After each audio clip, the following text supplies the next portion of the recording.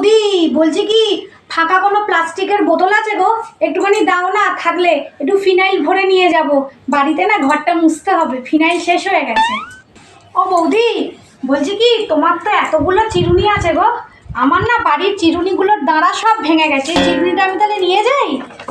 হ্যাঁ ও বৌদি, বলছি কি এই বোতলগুলো তো কবে থেকে দেখছি এইখানেই পড়ে আছে, তোমাদের কি লাগে না?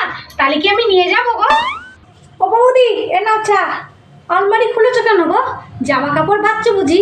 শোনো না, যদি ছোট বড় যাই থাকুক, তোমার গায়ে ধরো হচ্ছে না, সেরকম জামা কাপড় থাকলে আমাকে দিও না, আমি সেলাই করে পরে নেবো। দেখো না জামা কাপড়গুলো না কেমন রং চটে গেছে। হ্যাঁ ও বৌদি, এ নাও, একেবারে ছাদ থেকে চাদর তুলে ভাঁজ করে এনে দিয়েছি।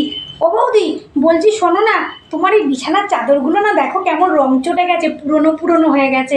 আমি নিয়ে যাবো গো, তাহলে আমার বিছানার চাদরগুলো না ছিঁড়ে গেছে, তাহলে পারতাম।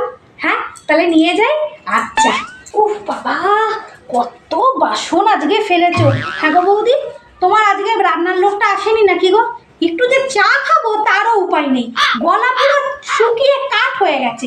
যে বাড়িতে কাজ করবো সে বাড়িতে অন্তত একটু চা আর বিস্কুট তো দেবে। ও ভালো লাগে না। শোনো না বৌদি, দাদাবাবু কই গো? কেন রে, কি ব্যাপার? না একটু দরকার ছিল। এবার কি দাদাবাবুকেও নিয়ে যাবি নাকি? না মানে এমনি আর কি।